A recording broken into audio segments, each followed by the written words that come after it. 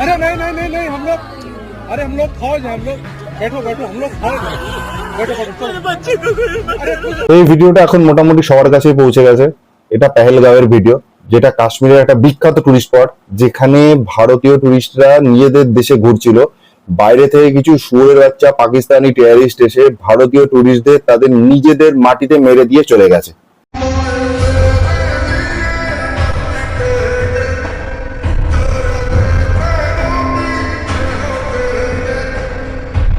এই 27 জন ভারতীয়কে তাদের নিজেদের দেশের মাটিতে মারা হয়েছে। ভাবলেও কিরকম গা জ্বালা দিয়ে ওঠে না? নিজেদের দেশের মাটিতে এসে বাইরে থেকে কোনো শুয়োরের বাচ্চা কুত্তার বাচ্চা এসে মেরে দিল। ভাবলে কিরকম লাগে না? उन्होंने जब घोड़ों वालों को जो थे उनको उधर उनके ऊपर से ऐसे फायरिंग करके बोला कि घोड़े वालों मतलब सवारी जो लेने वाले थे आदमी लोग, उनको बोला जाने के लिए। तो हमारे साथ में जो थे हेमंत जोशी, वो बोले कि क्या हुआ है, आप ऐसा क्यों कर रहे हो? तो उनको डायरेक्टली हमारे सामने ही शूट किया। तो मेरे हस्बैंड बोले कि गोली मत मारो, तो इनको भी इधर शूट किया। 27 জনকে মারা হয়েছে, তার বাড়ির লোক যেটা হারিয়েছে আমরা কিন্তু সেটা হারাইনি। আমরা রাগে ফুসছি, মানে গা জ্বালা করছে, ক্ষোভে ফাটছে, কিন্তু সেই দুঃখটা কিন্তু আমরা ভাগ করে নিতে পারবো না। আমরা বুঝতে পারবো না, নিজের কেউ না গেলে এটা বোঝাই যায় না। ঠিক আছে, যে মেয়েটা 8 দিন আগে বিয়ে হয়েছে, একদম সদ্য বিয়ে হওয়া মেয়েটা তার বরকে হারালো। যে বাচ্চা ছেলেটা তার চোখের সামনে দেখলো তার বাবাকে গুলি করে মারছে। যে মেয়েটা ভালো রেজাল্ট করে ঘুরতে গেল কাশ্মীরে, কিন্তু ফিরে এলো একা, বাবাকে ফেলে এলো না। কি জন্য?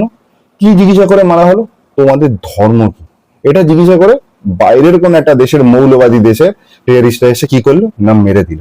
মানে আমরা হয়তো ভিডিও বানিয়ে এটা বলে দিতে পারবো, কিন্তু ওই দুঃখ কষ্টটাকেও আমরা নিতে পারবো না। একমাত্র এর ওষুধ এবার পাকিস্তানকে পার্মানেন্ট শিক্ষা দেওয়া। ঠিক আছে, আর যারা আতঙ্কবাদীদের শহীদ বলে, ঠিক আছে, যারা পাথর ছোড়ে তাদের নির্দেশ বলে, আতঙ্কবাদকে কাশ্মীরের আজাদির লড়াই বলে, তারা 100% পাকিস্তানের ফান্ড করা পয়সায় চলছে। 110% তারা পাকিস্তানের ফান্ড করা পয়সায় চলছে। তাদের ধরো ঘাড় মটকে দাও। এমন একটা জবাব দিতে হবে যাতে পরবর্তীকালে এই কথা মনে পড়লে পাকিস্তান প্যান্টে মুতে দেয়, পুরো প্যান্টে মুছে দেয়। इसने उस बंदे को पकड़ा है कि निहत्तों को गोली मत चलाओ, लेकिन उन्होंने फिर गन मोड़ी ऐसी की तरह इसको पहला फायर पीछे से मारा है। এই আদিল হোসেন নামে যে কাশ্মীরি যুবকটা ইন্ডিয়ান টুরিস্টদের বাঁচাতে গিয়ে মারা গেছে, স্যালুট তাকে, স্যালুট ভাই, তুমি আমাদের কাছে শহীদ। আর যে সমস্ত কাশ্মীরি লোকজন এই ক্রাইসিসে টুরিস্টদের পাশে ছিল, সবাই আমাদের হিরো, তারা সবাই আমাদের হিরো। বুরহান ওয়ানির মতো মাল আমাদের কাছে হিরো না। ঠিক আছে, আদিল হোসেন মারা গেছে কখন? যখন ওই কিছু মৌলবাদী টেররিস্ট ধর্ম জিজ্ঞাসা করতে করতে টুরিস্টদের মারছিল। তোমার ধর্ম কি, তোমার ধর্ম কি, ধর্ম জিজ্ঞাসা করে টুরিস্টদের মারছিল। তাদের বাঁচাতে গিয়ে মারা গেছে আদিল হোসেন। স্যালুট তোমাকে ভাই। और इन कमीनों हरामजादों ने जो हरकत की वहां पर नाम पूछकर गोली मारे, समुदाय पूछकर मारे। और ये जो हरकत किए ये कुत्ते, इनको सजा मिलना जरूरी है।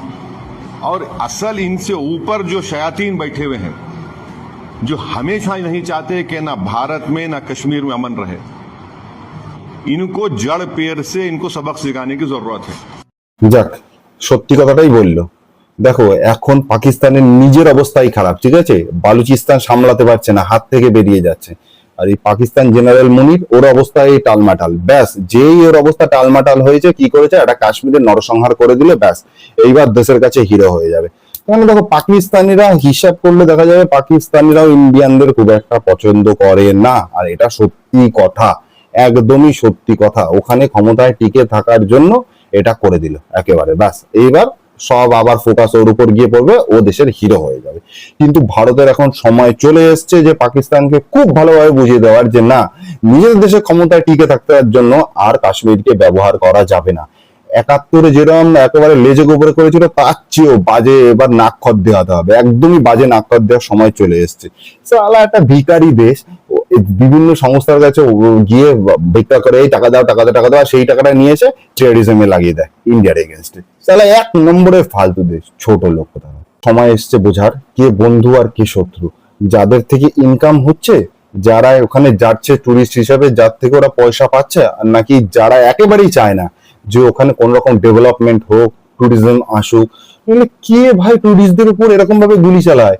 যাতে একটা ভয়ের পরিবেশ তৈরি হয় আর কেউ না আসে, আর যাতে কেউ না আসে, তখন ওরা কি হবে, ইনকাম থাকবে না, ওরা গিয়ে বাবা বাচ্চা এই করে ওই করে অল্প কিছু টাকা দিয়ে নে, এবার পাথর ছোড়, এবার ওই কর, এবার ওইখানে যা, পাকিস্তানে যা, গিয়ে ট্রেনিং নিয়ে আয়।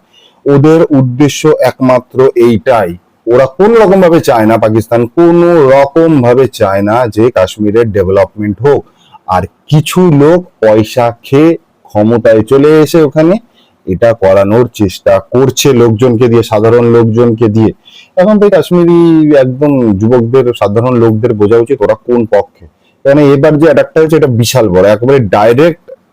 আজ অব্দি কোনো টুরিস্টকে মারা হয়নি। ইন্ডিয়ান আর্মির সাথে একটা লড়াই ছিল, সেটা হচ্ছিল, যদিও সেটাও খুবই বাজে, সেটাও আমাদের, কিন্তু এরকম নিহত টুরিস্টদের ওপর এরকম আক্রমণ এর আগে কোনোবার হয়নি। তাই এবারে একেবারে পুরো আমাদের বুকে গুলি মেরে দিয়েছে, হার্টে, হৃদয়ে গুলি মেরে দিয়েছে, ঠিক আছে। আর কিচ্ছু করার নেই, এবার সবাইকেই নিজের দিক বেছে নিতে হবে, কে কোন দিকে আছে। আর যদি পাকিস্তানের সাথে থাকো ঠিক আছে, কাশ্মীর তো ইন্ডিয়া ছাড়বে না, তাহলে তোমাদের মরতে হবে। যে কাশ্মীর এসে পাকিস্তানের সাথে, পাকিস্তান যার যার বন্ধু হবে তাকে এবার মরতেই হবে, আর কিছু করার নেই, আর উপায় নেই। আর ওই বাবা বাচ্চা ভালো, আমি তোমায় ভালো বলবো, তুমি আমার পোদ মারবে, ও আর চলবে না, এবার মরতেই হবে, আর কিচ্ছু করার নেই।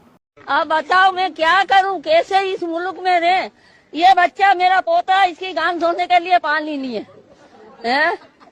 चड्डियों से कपड़ों से मैं पोंछती हूँ। ভারত প্রথম স্টেপ নিয়ে নিয়েছে, সিন্ধু চুক্তি বাতিল করেছে। এর এফেক্ট হয়তো ইমিডিয়েট পড়বে না, কিন্তু আস্তে আস্তে যখন বড় বড় ড্যাম গুলো বানাবে তারপরে আস্তে আস্তে পড়বে। এবার আর এয়ার স্ট্রাইক না, ওয়াটার স্ট্রাইক হয়ে গেছে, এখনই হয়ে গেছে, এরপরে যা হওয়ার হবে। ওয়াটার স্ট্রাইক আপাতত হয়ে গেছে। পাকিস্তানকে এবার ভাতে না জলে মারা হবে, বোঝ ঠেলা। সব জল না থাকলে কি করবে, কোনো চাষবাস হবে না, বড় বড় ইন্ডাস্ট্রি সব ফুটে যাবে, সব ফুটে যাবে। এই সিন্ধু নদীর 80% জল পাকিস্তান পায়, 20% ভারত নেয়। ভারত বরাবর পাকিস্তানকে ছেড়েছে, বরাবর ভালো সম্পর্ক রাখার জন্য পাকিস্তানকে ছেড়েছে। পাকিস্তান কোনোদিন তার প্রতিদান দেয়নি, কোনোদিন না। হ্যাঁ, এবার হয়তো কিছু বিচিজিবি আসবে, উঠবে, হয়তো বলতেই পারে যে না না না পাকিস্তানের সাধারণ নাগরিকের কি হয়। সেই সব ভাবার দায়িত্ব আর কারণ নেই, একেবারে ভেতরে ঢুকে আমাদের লোককে মেরেছে। আর যদি অত অসুবিধা হতো, আর কি, বন্ধ রয়েছে আটারি বর্ডার কিংবা ওরা আকাশপথ বন্ধ, কোনো একটা জায়গা দিয়ে লাথি মেরে, পোঙায় লাথি মেরে ওদিকে পাঠিয়ে দিই, একদম পোঙায় এক লাথি মেরে ওদিকে দিই। ভাই হিউম্যান রাইটস টেররিস্টদের আছে, যে ইনোসেন্ট লোকগুলো মরলো তাদের গিয়ে জিজ্ঞাসা করো, তাই না? যে মেয়েটা তার শপে 8 দিন বিয়ে হওয়া বরকে হারিয়েছে, যে বাচ্চাটা চোখের সামনে নিজের বাবাকে গুলি খেতে দেখলো, যে মেয়েটা নিজের বাবাকে গুলি খেতে দেখলো, যে বউটা তার স্বামীকে গুলি খেতে দেখে বলছে আমাকেও মেরে ফেলো, আমি কি করে বাঁচবো, বলছে না যা তোর দেশে গিয়ে বলবি আমরা মেরেছি। তাদের গিয়ে বোঝাও, তারা যদি বলে হ্যাঁ ঠিক আছে, তাহলে পুরো ভারতবর্ষ মেনে নেবে, পুরো ভারতবাসী মেনে নেবে যে হ্যাঁ ঠিক আছে। নইলে ইটকা জবাব পাথর, এখন আর না ইটকা জবাব পাথর না, ইটকা জবাব বুলেট হবে এবার, ইটকা জবাব বুলেট। জয় হিন্দ, জয় ভারত।